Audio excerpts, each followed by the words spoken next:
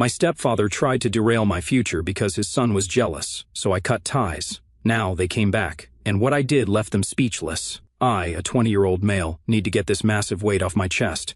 I've been holding on to this story for a while, and after everything that's happened recently, I think it's time to share. Fair warning, this is going to be a long one. Also, I'm using my alternate account because some people involved follow my main. First, you need to understand where I came from to get where this whole mess started. My dad was this absolute legend of a software engineer, one of those early 2000 tech pioneers who got in when the industry was really taking off. He worked at one of the big tech companies. Can't say which one for privacy reasons, but think Facebook, Amazon, Google level. But here's the thing. He wasn't one of those stereotypical, absent, workaholic Silicon Valley dads you hear about. I have this really vivid memory from when I was around 10. It was like 8 o'clock in the evening, and Dad had just gotten home after a 12-hour day dealing with some major production crisis. He looked absolutely wrecked, the kind of tired where you can barely keep your eyes open. But there I was, stuck on this algebra homework that was due the next day. Instead of just crashing on the couch, which, honestly, he deserved to, this man sits down with me for an hour, explains the concepts, and even turns it into this whole mini lesson about how algebra is basically like coding variables. That was just who he was. Always investing in my future, always making time. We had this old, beaten-up ThinkPad that he'd saved from the company's e-waste program. Every weekend, he'd teach me basic programming stuff on it. He started me with Scratch when I was like 8, moved up to Python by the time I was 11. He'd make these little coding challenges for me, turn them into games. Looking back now, I realize he was basically giving me a computer science education before I even hit middle school. We weren't rich, but we were comfortable. Lived in this nice suburb outside Boston, good school district, the whole deal. Mom was a high school English teacher, still is actually, but we'll get to that later. We had this perfect little unit going. Mom would grade papers on the kitchen table. Dad would be teaching me coding on the ThinkPad. And we'd order pizza every Friday night and watch sci-fi movies. Star Wars, Star Trek, Blade Runner. Dad was a massive nerd and proud of it. Then everything went to hell. It started with Dad having these weird stomach pains. He brushed it off at first, typical guy move, right? But Mom insisted he get it checked out. That's when we got the news that still haunts me, stage 4 pancreatic cancer. If you know anything about cancer, you know that's basically a death sentence. The doctors gave him 6 to 12 months. He made it 6. But even while he was dying, this man was still thinking ahead. He'd already set up this college fund for me years ago, but now he went into overdrive with the planning, got everything legally locked down tight. Trust fund, life insurance, everything organized down to the last detail. He even wrote this letter to me that I wasn't supposed to open until I got into college. I'm tearing up just thinking about it. The last real conversation I had with him, he was in the hospital. He could barely talk at this point, but he grabbed my hand and made me promise 2 things. 1, that I'd never stop learning, and 2, that I'd take care of Mom. I was 12, trying to act tough, but just absolutely breaking inside. After he passed, things were rough for a while. Mom took a leave of absence from teaching, and I kind of threw myself into studying. It was like if I couldn't have my dad physically there teaching me anymore, I could at least honor him by learning everything I could. I started teaching myself more advanced programming, stayed after school for extra math help, joined every academic club I could find. Looking back, it was probably my way of dealing with grief, but hey, at least it was productive. We managed okay for those first few years. The life insurance meant we could keep the house, and Mom eventually went back to teaching. We had this new routine, just the 2 of us. She'd help me with English essays. I'd help her figure out how to use Google Classroom. Seriously, how do teachers struggle so much with tech? It wasn't the same as before, but we were making it work. Then, Mom met Mark, and holy hell, did that ever change everything. Mom met Mark about 3 years after Dad passed. Looking back now, I can see all the red flags. But at the time, I was just a 15-year-old kid trying to deal with having some random dude suddenly inserted into our lives. They met through this local Facebook group for single parents. Yeah, I know, already suspicious. Mark owned this car dealership in town, one of those buy here, pay here places that prey on people with bad credit. He talked a big game about being an entrepreneur and a self-made man, but honestly, the place looked shadier than a palm tree. In Antarctica, the kind of spot where the car's odometers mysteriously rolled back and the finance terms were written in font size 0.5. The first time I met him, he showed up at our house in this leased BMW. Found out later he was 3 months behind on payments, wearing one of those tacky Omega watches that you can spot as fake from a mile away. But Mom, man, she ate it all up. She'd been lonely, teaching all day, coming home to just me and my textbooks. Mark swooped in with his charming businessman act, taking her to fancy restaurants and buying her flowers. Classic love-bombing stuff that I didn't have the life experience to recognize back then. But the real cherry on top of this sundae? His son, Randy. Holy hell, where do I even start with Randy? Imagine every douchebag high school movie character rolled into one person, then subtract about 50 IQ points. Randy was a year older than me but had already been held back twice. He'd walk around in these designer clothes his dad bought him, probably with money from scamming people at the dealership, acting like he was some kind of suburban Tony Montana. His Instagram bio literally said future CEO, even though the only thing he'd ever successfully managed was to avoid getting a job. Mark moved in with us after dating Mom for like 6 months. 6 months, and suddenly I'm sharing my house with these two clowns. Randy got the guest room, which was right next to mine, and that's when the real fun began. This dude would blast his terrible SoundCloud rapper wannabe music at 2 in the morning when I was trying to study. He'd go through my stuff when I wasn't home. I found him wearing one of my dad's old MIT hoodies once and nearly lost my mind. But the worst part? The way he acted around my female friends.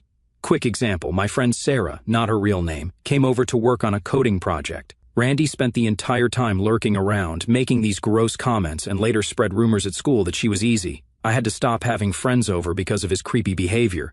Mark wasn't any better as a stepdad. He'd try to give me these condescending life advice sessions, usually starting with, "Now, son." I shut that son down real quick, told him straight up that I already had a dad, and he wasn't him. His favorite topic was how college is a scam and how I should learn real-world business from him instead. Yeah, because your dying car dealership is totally the Harvard Business School of the real world, Mark. The worst part was watching Mom change. She used to be this strong, independent woman who taught her students about feminist literature and standing up for themselves. But around Mark, she turned into this completely different person, constantly seeking his approval, laughing at his stupid jokes, making excuses for his and Randy's behavior. I tried to talk to her about it once, showed her the Better Business Bureau complaints about Mark's dealership, told her about Randy's creepy behavior. You know what she said? We need to give them a chance. Mark's had a hard life, and Randy just needs a mother's influence. Like, what about my hard life? What about the fact that I lost my dad and now had to watch this discount Jordan Belfort wannabe take over our home? The dynamic in the house got real weird, real fast. Mark and Randy would have these loud conversations about hustling and grinding, their favorite words, usually involving some sketchy scheme or another. Meanwhile, I'm in my room, actually grinding, studying, coding, trying to maintain my 4.0 GPA. The contrast was almost comical. Oh, and get this. Mark started reorganizing our family finances about a month after moving in. Started asking Mom about her savings, my college fund. Everything. He had this whole pitch about how he could invest it in his business and triple our money. Classic con man stuff. Thank God Dad had the foresight to lock down my college fund in a trust, or it probably would have disappeared faster than my respect for Mom's judgment. The real kicker? Mom started pulling away from everything that connected us to Dad. His books disappeared from the living room shelves. His old MIT sweatshirt that she used to wear around the house, suddenly nowhere to be found. It was like she was trying to erase our past to make room for this new family. Looking back, I should have seen what was coming. The way Mark would get this calculating look in his eyes whenever the topic of my future came up. The way Randy would make these snide comments about me being a try-hard whenever I aced a test. They were laying the groundwork for what would eventually become the biggest betrayal of my life.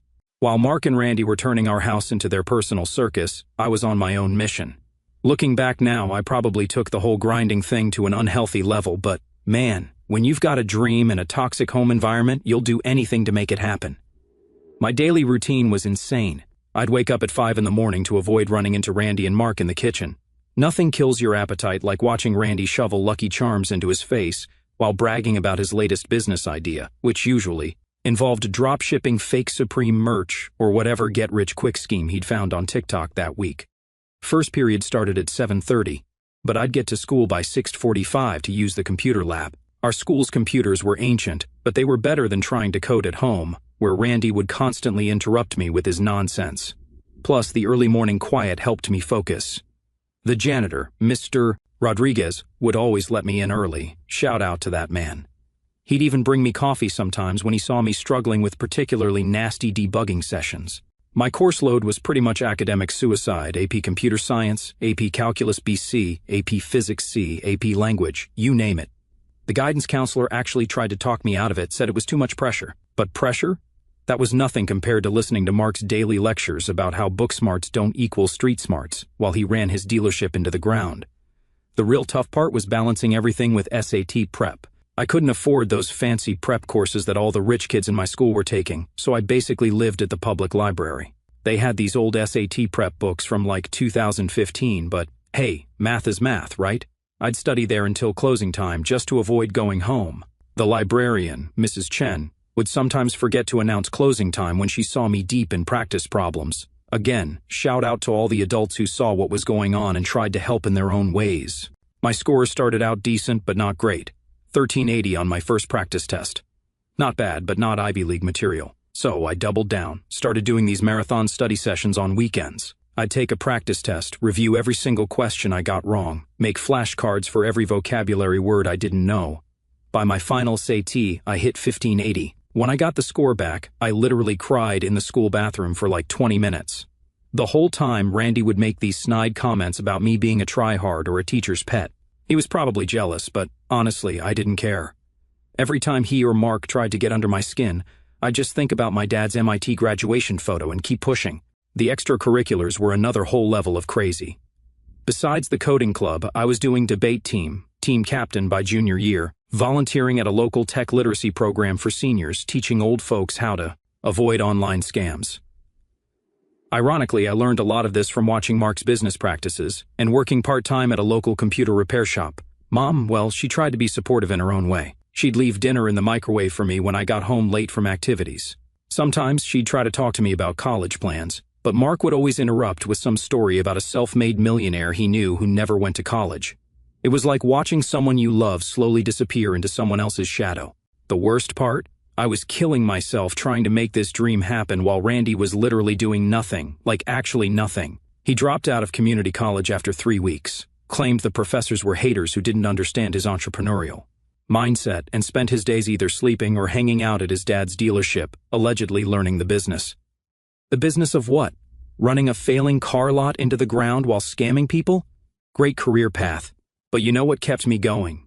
Those quiet moments in the morning, coding in the computer lab, when I could almost feel my dad's presence, like he was looking over my shoulder, proud of what I was building. Every line of code, every solved math problem, every perfect test score, they were all building blocks for my escape plan.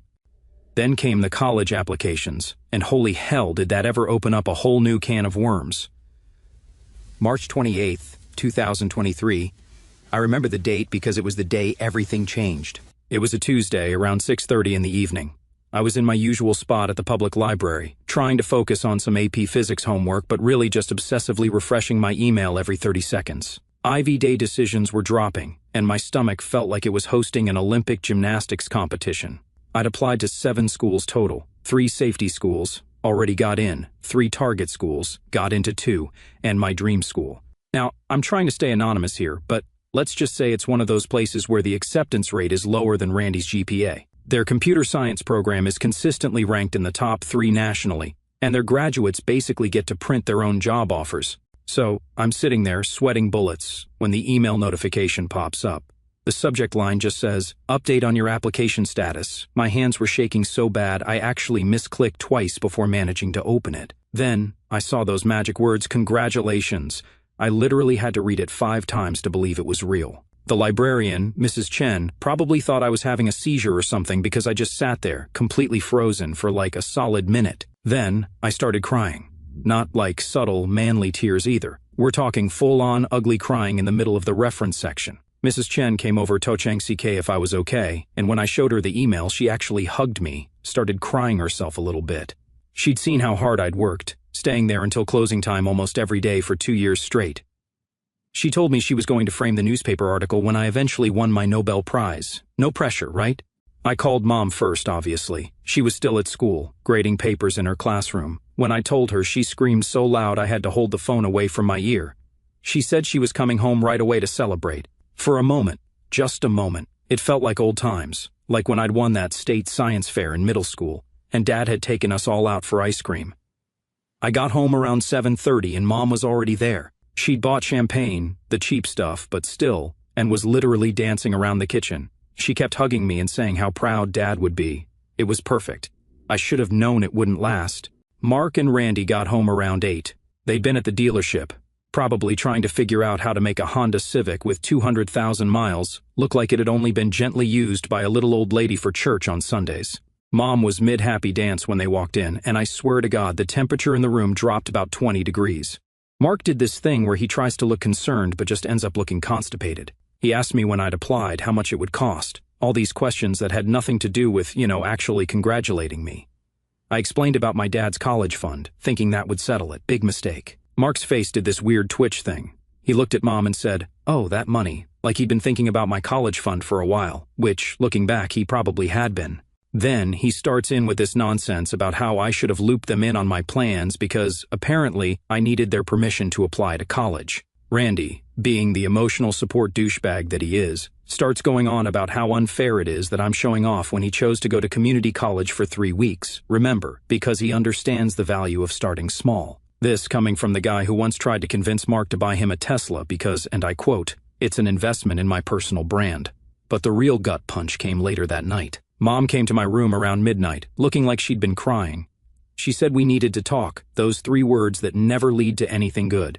Turns out Mark had been planning to use my college fund to expand the dealership, had this whole presentation ready about how he could triple the money in 2 years. Mom had apparently been stalling him, saying they needed to wait for the right time, but now that I'd actually gotten in somewhere, the crap was hitting the fan. Mark had given her an ultimatum. Either convince me to reconsider my college choice and let him invest the money, or he had some choice words about their marriage. And Mom, my own mother, was sitting there asking me to think about the family. What family? The one where my stepdad was trying to steal my dead father's last gift to me? Where my stepbrother spent his days making TikToks about being a future millionaire while actually contributing nothing to society? That family? I showed Mom the letter Dad had written me, the one I was supposed to open when I got into college. In it, he talked about how proud he was, how he knew I'd do great things, how the money he'd saved was his way of making sure I could chase my dreams without worrying about debt. Mom read it, cried some more, but still insisted we needed to find a compromise. That's when I realized this wasn't just about college anymore. This was about choosing between my dad's dreams for me and my mom's new life, between my future and Mark's latest get-rich-quick scheme, between who I wanted to be and who they wanted me to become. And let me tell you, what happened next makes Game of Thrones look like a kindergarten playground dispute. The morning after my acceptance, I woke up to find Mark sitting at our kitchen table with this stack of papers in front of him, like he was about to conduct a corporate board meeting. Mom was there too, looking like she hadn't slept at all, nervously fiddling with her coffee mug, the one my dad had gotten her from MIT's campus store years ago. The sight of that mug in this context made my stomach turn. Mark had prepared an actual PowerPoint presentation. I wish I was joking. This man really made a slideshow titled Family Financial Planning, a Strategic Approach to Collective Success. Looking back, I have to admire the sheer audacity of trying to corporate speak his way into stealing my college fund. The presentation was exactly what you'd expect from someone who learned business strategy from YouTube motivational speakers. Lots of clip art, graphs showing exponential growth, buzzwords like synergy and market penetration, and absolutely zero actual financial data to back up his claims. His big plan? Use my college fund to buy a second dealership location that was going out of business, because clearly the solution to running one failing business is to buy another one. I sat there for 30 minutes, watching this man explain how he could turn my father's carefully saved money into a family empire. Every slide felt like a personal insult to my dad's memory. The worst part was watching Mom nodding along, occasionally throwing in supportive comments like, "Mark really knows the market and it's a great opportunity for all of us." When he finally finished, Mark leaned back in his chair with this smug look on his face, like he just presented the next Amazon business model. Then, he hit me with the kicker. "So, sport," he always called me that when he was trying to be manipulative. "What do you think about taking a gap year? Give the business time to grow, then we can talk about college again." I lost it, like completely lost it. I told him exactly what I thought about his business acumen, how I'd looked up his dealership's BBB rating, F. By the way, how I knew about the complaints filed against him for odometer fraud, how his current location was 3 months behind on rent. Thank God for public records and that business law elective I took. Mark's face went through this fascinating journey from smug to shocked to angry. Randy, who'd been lurking in the doorway this whole time, started getting all puffed up, like he was going to do something, but I wasn't done. I pulled out my phone and showed them the email I'd gotten from my dad's lawyer the night before. Yeah, I'd contacted him right after Mom's midnight visit. I wasn't born yesterday. The lawyer had confirmed what I already suspected. The trust was ironclad. Mark had no legal right to touch that money, and any attempt to coerce me or Mom into signing it over could be considered criminal. That's when things got ugly. Mark started yelling about how I was tearing this family apart with my selfish attitude. Rich words from a guy trying to steal a dead man's savings from his kid. Randy joined in, calling me every name in the book. Mom just sat there, tears running down her face, occasionally mumbling something about finding a compromise. I looked at her and said something I still think about sometimes. Mom, what would Dad think if he could see you right now? The silence that followed was deafening. Then Mark made his final play. He turned to Mom and said, "It's time to make a choice. Either your son learns to be a team player or—" He let the threat hang there, but we all knew what he meant. Mom stood up slowly, and for a second, just a second, I thought she was finally going to stand up to him. Instead, she looked at me with these sad eyes and said, "Maybe we could look at some schools closer to home, something more affordable." That was it. That was the moment I knew it was over. Not just my dream of going to my dad's alma mater, but my relationship with my mom as I knew it. She'd chosen Mark, chosen the illusion of security he provided over her own son's future. I went up to my room and started packing. Not everything. I wasn't stupid enough to let them know I was leaving for good.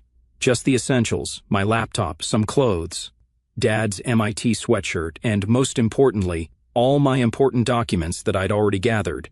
Birth certificate, social security card, etc. Again, not my first rodeo. I called my best friend, Jake, whose parents had always treated me like a second son. They didn't even hesitate, said I could stay with them as long as I needed. Jake's dad, a retired Marine who'd seen enough abuse in his time to recognize it, just said, "Pack your stuff, son. We've got a spare room." The next few days were a blur of legal meetings, bank visits, and paperwork. Mom kept trying to reason with me, alternating between guilt trips, "How could you do this to me?" and promises, "We can work this out as a family." Mark oscillated between threats and fake attempts at reconciliation. Randy just glared at me whenever our paths crossed, probably realizing his dad's meal ticket was walking out the door. But you know what the craziest part was? In the midst of all this chaos, I felt this overwhelming sense of clarity. I wasn't just fighting for my college fund anymore. I was fighting for my dad's legacy, for my future, and, most importantly, for myself.